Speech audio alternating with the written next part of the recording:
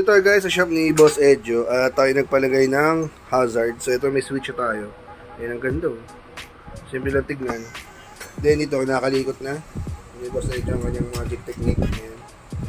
Nalagay ito yung hazard light. So yung kanyang hazard light daw guys, kapag naka-hazard ka, then nag-signal light ka, kusang mamatay yung hazard. So di mo na kailangan patayin yung hazard. Diba? Ayos. Magic wire. So makikita natin pagkatapos ito, yung sinasabi niyang mamatay pa ng signal lights ka na. So ngayon inaayos yung wirings para malinis. Yan. Magkano boss pagawa sa hazard? 700. Yan. Kasama ni switch at syempre yung mga wirings dyan. Mamaya pakita ko sa inyo.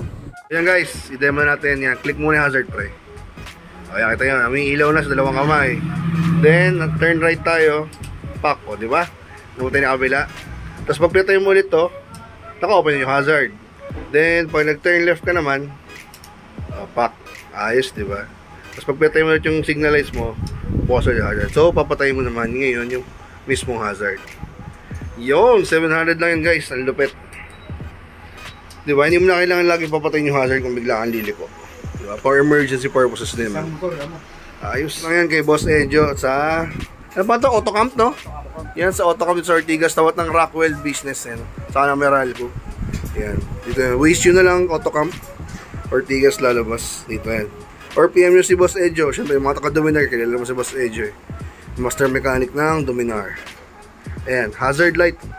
700. Yun nga pala guys, pahabol lang. Yung module ng hazard natin is lifetime warranty. So, pag nasira is, dali nyo ulit para ayusin. Pero yung switch, syempre, sasira naman talaga yan. During wear and tear, syempre, ulan, araw, masisira. Lalo kung nakabilad lagi motor mo, possible is masira agad. Kaya ingatan nyo kasi goma lang din to. Yeah, pero matagal naman daw masira to. So, yun guys, 700 lifetime warranty yung module nung ng ating hazard lights sa Dominar. Kasi maganda talaga may hazard light. Kailangan na pag may ride kayo, may makasama kang big bike, diba? Nag-hazard sila lang pag tumatabi.